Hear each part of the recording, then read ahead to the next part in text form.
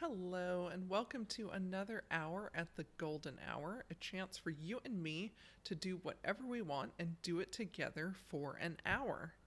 I am continuing my streak of hot chocolate, which is great, and I am going to continue to recap Sapiens at the beginning of these streams, but then during them I finished the book, and so during the streams, at least today, I will be writing. So join me and settle in for whatever you're about to work on.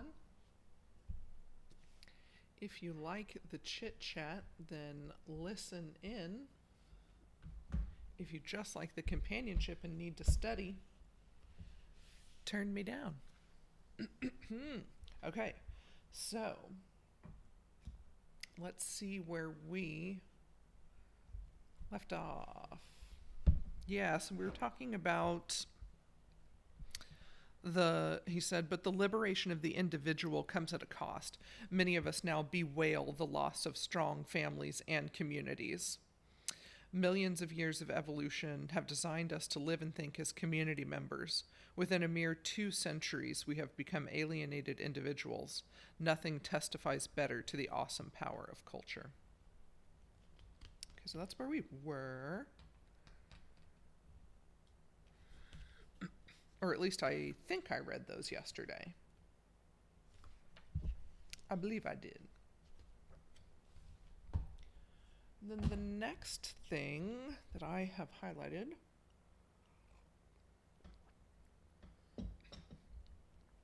says the 2 most important examples for the rise of such imagined communities are the nation and the consumer tribe. So remember, he had said earlier that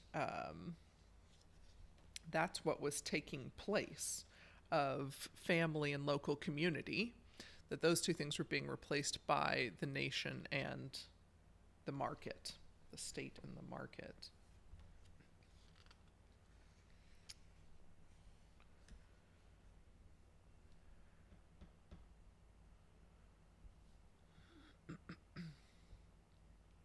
The next thing I have highlighted says, but the fact is that these days, every year is revolutionary. Today, even a 30-year-old can honestly tell disbelieving teenagers, when I was young, the world was completely different. The internet, for example, came into wide usage only in the early 1990s, hardly 20 years ago, at the time of the writing of this book. Today, we cannot imagine the world without it. Yes. I feel like I balance myself out everywhere, or try to. So I have a tendency to romanticize the past, which I then try to balance out. But then I've got to balance that out even sometimes and say, wow, this really is different. A startling and extraordinary amount of change has taken place and is continuing to take place. You know? It's so funny. Today, even a 30-year-old can honestly tell disbelieving teenagers, when I was young, the world was completely different.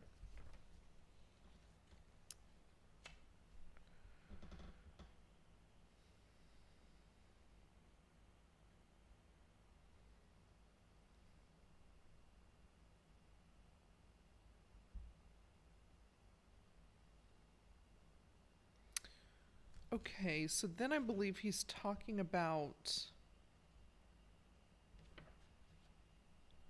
or he's about to talk about, as a language person, I just noticed that he's about to talk about. What a frustrating little use of the word about for non-native speakers. If you're about to do something, you're you're close to doing something, you're approaching doing something. But you can be about to talk about something. Anyway. Okay, so Let's read this paragraph. It is especially true of the 7 decades that have elapsed since the end of World War II. During this period, humankind has for the first time faced the possibility of complete self-annihilation and has experienced a fair number of actual wars and genocides. Yet these decades were also the most peaceful era in human history, and by a wide margin. This is surprising because these very same decades experienced more economic, social, and political change than any previous era. The tectonic plates of history are moving at a frantic pace, but the volcanoes are mostly silent. The new elastic order seems to be able to contain and even initiate radical structural changes without collapsing into violent conflict. And I'm writing, or are the volcanoes individual emotional and psychological challenges or lack of health? So have we sort of exchanged a sort of the group violence of war maybe for an individual violence, like with the loss of family and community? I don't know. And then I wrote, our times are challenging, feels good to acknowledge this. I honestly don't remember what exactly I was thinking of. I really don't remember. Maybe I was thinking something like, even though we do live in peaceful times, they are still challenging, and that's worth acknowledging.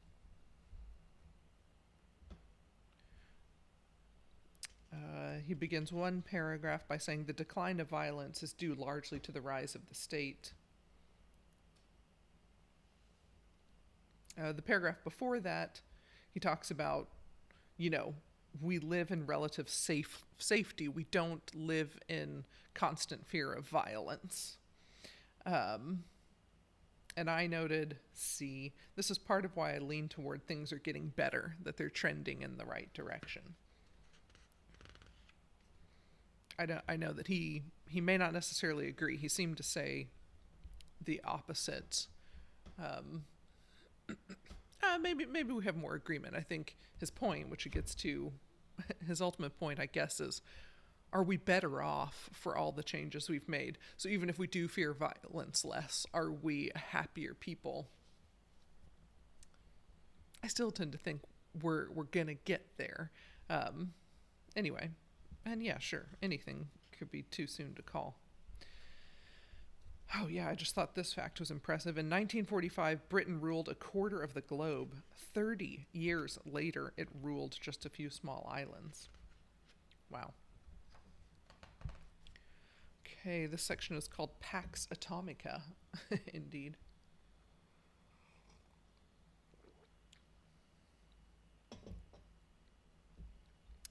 Said, but campaigns of conquest like those of the Romans, Mongols, and Ottomans cannot take place today anywhere in the world. Since 1945, no independent country recognized by the UN has been conquered and wiped off the map. Limited international wars still occur from time to time, and millions still die in wars, but wars are no longer the norm. Later he says, for real peace is not the mere absence of war, real peace is the implausibility of war. And he's saying, today humankind has broken the law of the jungle. There is at last real peace, and not just absence of war. Then says, this situation might of course change in the future, and with hindsight the world of today might seem incredibly naive. Yet from a historical perspective, our very naivete is fascinating. Never before has peace been so prevalent that people could not even imagine war. And then this made me laugh. He goes on to say, first and foremost, the price of war has gone up dramatically. The Nobel Peace Prize to end all peace prizes should have been given to Robert Oppenheimer and his fellow architects of the atomic bomb. Nuclear weapons have turned war between superpowers into collective suicide and made it impossible to seek world domination by force of arms. Right? I know, yeah, the irony, right? In giving a Nobel Peace Prize to the, people who invented nuclear weapons. Okay, so he's saying, so the first and foremost part was he's trying to explain why are we in a more peaceful time. So he's saying first, the price of war has gone up. He says secondly, while the price of war soared, its profits declined. Okay.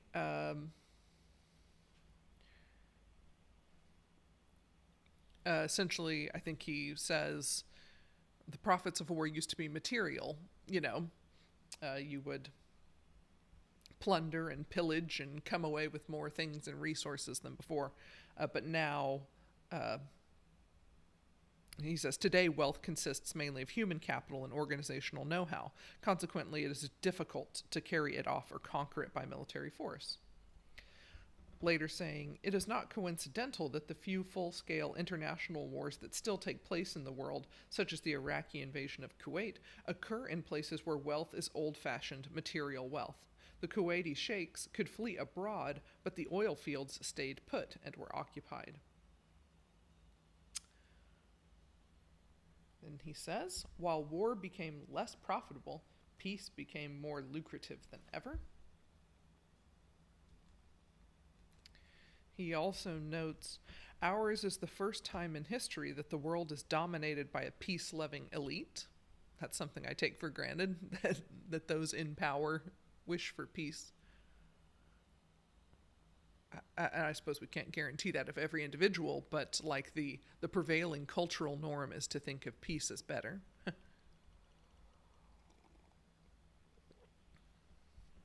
And he says, there's a positive feedback loop between all these four factors. The threat of nuclear holocaust fosters pacifism. When pacifism spreads, war recedes and trade flourishes, and trade increases both the profits of peace and the costs of war. Over time, this feedback loop creates another obstacle to war, which may ultimately prove the most important of all.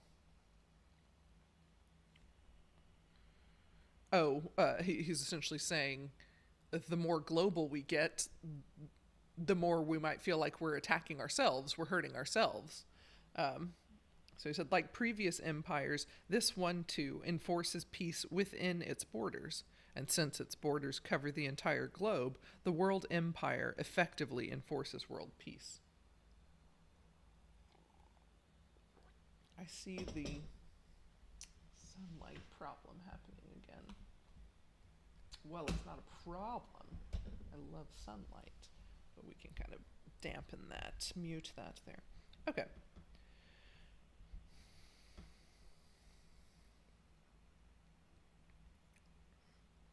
Then he's kind of saying, all right, which is it? Is the modern era peaceful or violent? We have had a lot of, world wars in this era. And he says the answer is, it is a matter of timing. It is sobering to realize how often our view of the past is distorted by events of the last few years. I thought that was a worthwhile observation. Then he concludes with, history has still not decided where we will end up, and a string of coincidences might yet send us rolling in either direction. Meaning, good or bad. Okay, chapter 19 is called And They Lived Happily Ever After, which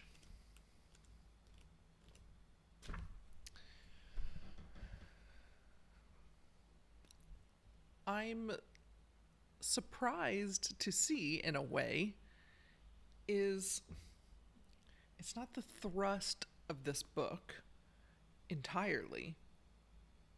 However, he gives this question more importance than I would have guessed. He's taken us through the whole human saga.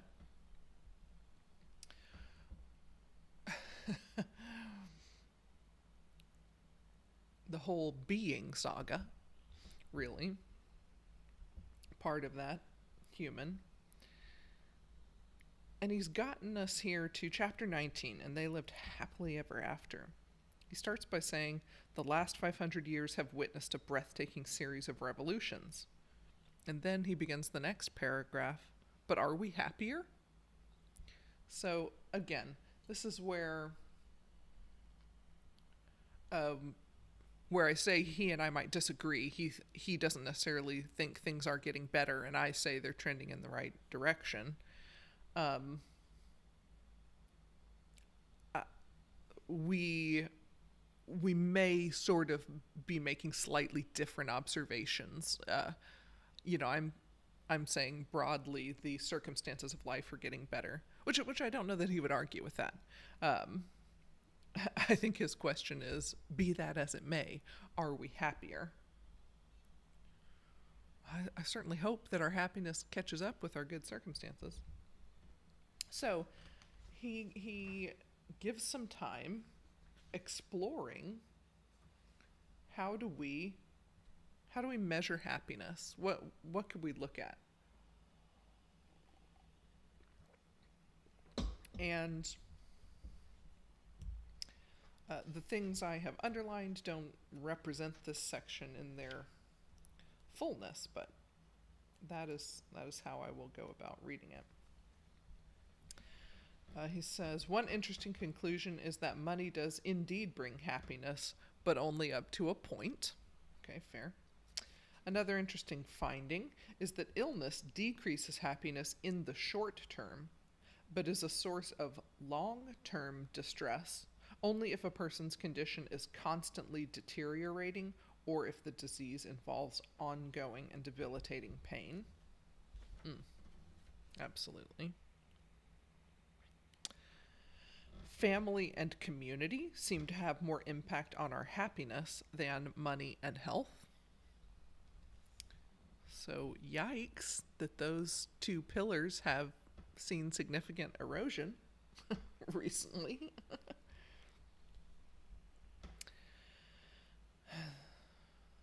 He goes on to say, this raises the possibility that the immense improvement in material conditions over the last 2 centuries was offset by the collapse of the family and the community.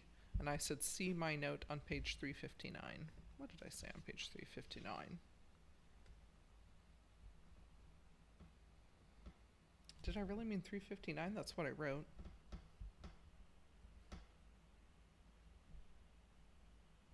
Just the tension between sort of... Yeah, that was the page where he used the word rootless, and I said, yeah, it can feel very rootless to be such an individual. The tension you feel, that I feel as a lived experience of living close enough to a more family-oriented culture and, watching that culture change. Anyway. He said, but the most important finding of all is that happiness does not really depend on objective conditions of either wealth, health, or even community. Rather, it depends on the correlation between objective conditions and subjective expectations. So he's working hard here at this question of happiness.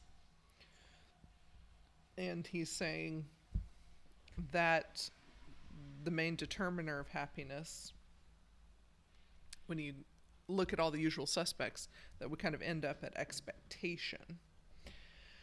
So then he says, if happiness is determined by expectations, then 2 pillars of our society, mass media and the advertising industry, may unwittingly be depleting the globe's reservoirs of contentment.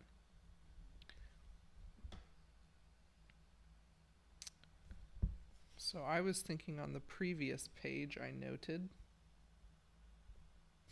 I think I was just thinking, we would be wise to take charge of setting our own expectations, because that's power. To let another set them is really giving them power. He says, so maybe third world discontent is fomented not merely by poverty, disease, corruption, and political oppression, but also by mere exposure to first world standards.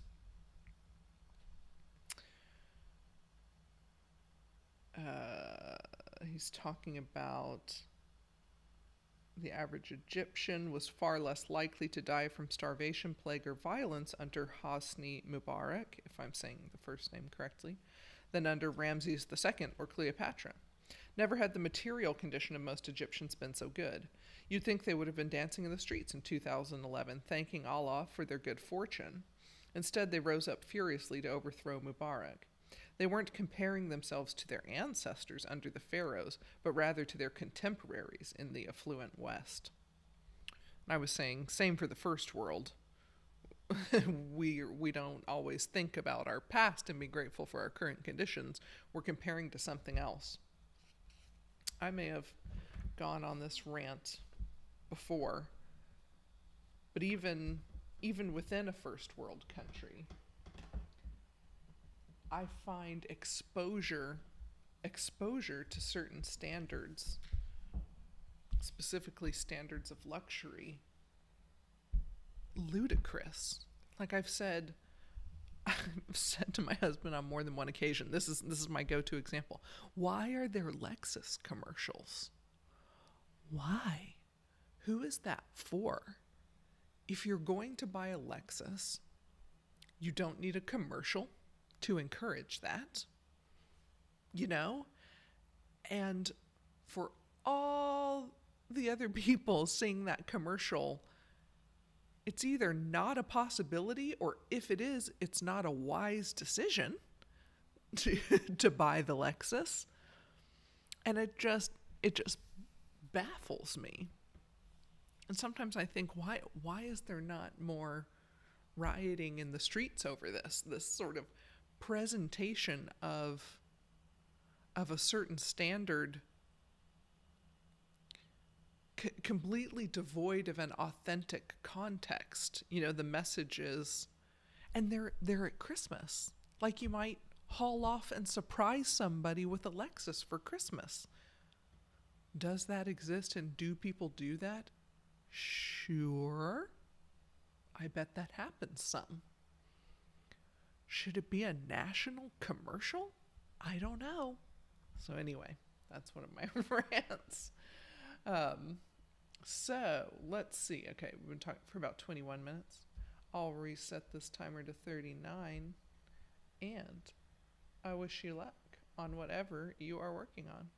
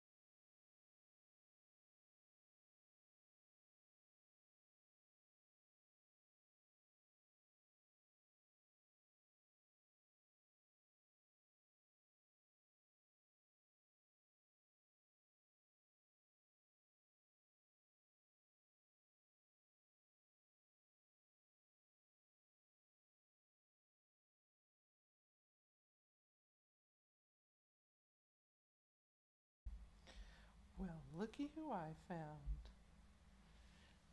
Lewis. Hi. Hi, cutie. You gonna walk around?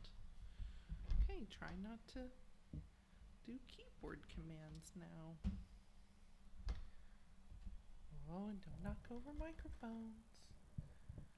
Uh-huh. Yeah. Hi, kitty cat. Hi, kitty cat. You're such a sweet boy.